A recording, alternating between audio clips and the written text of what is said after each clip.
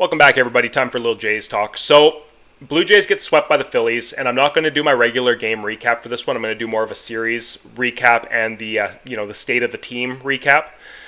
So, what this series did for me was highlight the difference between a fringe playoff team, which the Blue Jays are, and a World Series contender, like the Phillies are. The difference there is the Phillies are able to throw a non-stop offense at you, which at times the Blue Jays can do as well. And they're able to throw 4 aces at you, which the Blue Jays can't do. At worst, their guys are number 2s. And you've got Zach Wheeler, Christopher Sanchez, Ranger Suarez. You've got Luzardo coming out there. You have 4 very legitimate arms that you don't want to see at any point during the regular season, that you don't want to see in a playoff series, and there's 4 of them. Most teams have 1. Some teams have 2. They have 4. So that's where I say they are a legit World Series contender, whereas we are, a wild card fringe team. And you saw the difference. You saw the difference in this one. Now, we got through on them a little bit in the first series. Maybe they didn't have their ace stuff. Maybe the pitching matchups lined up a little bit differently in that one. Zach Wheeler went on the paternity list. I think that's why he was out in that series, and he was back this one. So a little bit of a tough break there.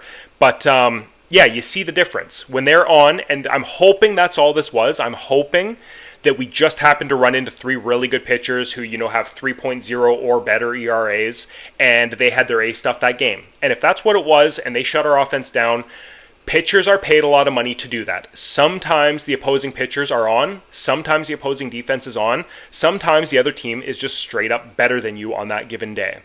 I'm hoping that that's what this was. It was you ran into 3 very good pitchers who had their good stuff that day, and they shut you down. And that's as simple as that. We'll go into the D-back series where the pitching isn't as good. Hopefully we don't catch them on their best days, and we can go back to piling on some runs, get a couple victories, head on to the White Sox, beat up on them too, get some real positive momentum, win, say, 5 out of the 6, or at least 4 out of the 6, get some good vibes going, get the offense rolling, and then head in to play the Red Sox and Yankees in the more important divisional games there. All wins are valuable, but we definitely need to take the division games, at least come out 500 in those 2 series.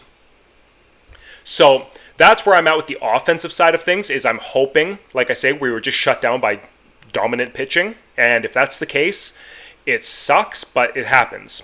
Now, what we need to happen, though, is we need to figure out our starting rotation, because it is killing us right now. Even when it's not directly killing us, the Kevin Gausman start in Game 1 was not good. We lose 8-0. That's not what you want when your supposed ace is going. That just can't happen. Then in Game 2, Bowden Francis implodes in the 4th inning. And now while that game wasn't out of control when he left, we only lost it 3-2. Still a very winnable game. Brendan Little came in and bailed him out and kept it to 2 runs when his line was closed. So that's not a blow-up. That is a game you can still very easily win. But it threw a lot of innings on the bullpen unnecessarily. And then Jose Barrios in this one doesn't even finish 5 innings. We've got to figure this out, because you can't be throwing Eric Lauer out there in these bulk rolls where you're giving him, say, 4 innings, then throwing Bowden Francis where he's not making it 6 innings, and then your top 3 guys are running up their pitch counts, getting in trouble, and they're getting pulled after 4, 5, 6 innings. It's just not sustainable. The first line there is Bowden Francis. That is the low-hanging fruit, so to speak.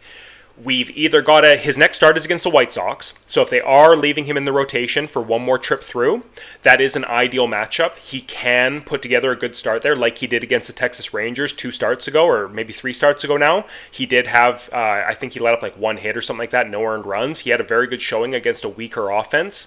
So against the White Sox, I am fairly optimistic that he can do a similar thing. They are not as good of a team as the Philadelphia Phillies are, who his last 2 starts have been against. And it also buys time for, say, a Max Scherzer to come back.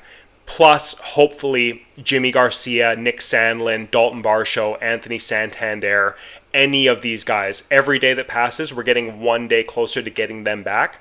And as the Varshos and Santanders start replacing the Alan Rodens, Will Robertsons, maybe Jonathan Clases, and as the Sandlins and the Jimmy Garcias come in and start replacing, the Chad Greens, and maybe your Eric Swansons get sent down to go work on some stuff. I have faith that the roster will start to get better and the product on the field will start to improve. We'll stop having these kind of dead spots in the bullpen and dead spots in the lineup. But we need some things to go right for us. We need some guys to have healthy recoveries here, to have good rehab outings, to get back feeling good and playing good. We need the bullpen to rest up during this off day and not get blown in game one of, the Diamondback series because our starter goes 3 innings.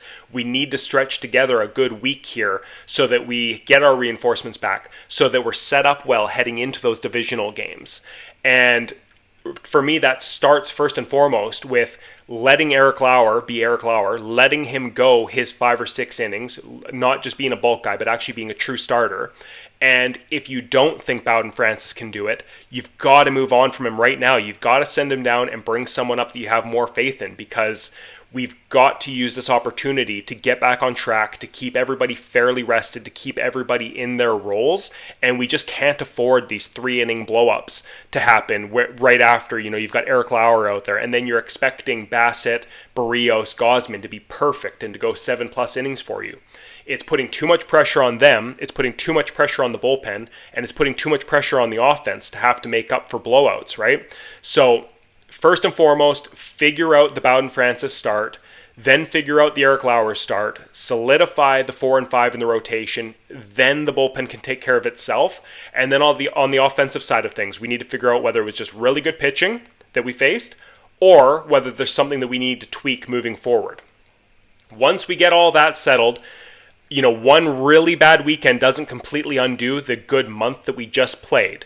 So once we can get these things settled, we can get back on track, get into Boston, get into the New York series, and get some W's there. The next 30 or so days, we've got that Red Sox series, we've got the Yankees series, but we've also got 2 series against the White Sox, we've got the D-backs, we've got the Athletics in there, we've got the Angels in there. We've got a very winnable 30 days of ball, getting us through closer to the trade deadline.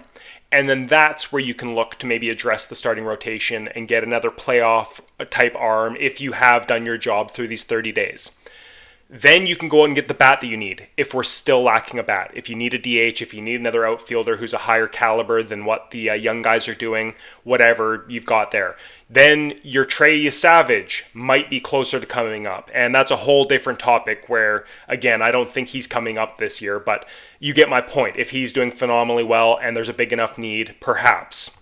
You get more answers the further into the year that you go, but we just need to get there. We need to bandage this up right now, stop the bleeding, get things under control, put together a good 30 days, and then sort out our reinforcements on the other end. That's my opinion anyways. How are you guys feeling after this weekend? Vibes feel all-time lowish online right now. Let me know your thoughts in the comments below, all right? Let me know if you agree, disagree, what your thoughts are. We'll talk to you guys later. Have a good one.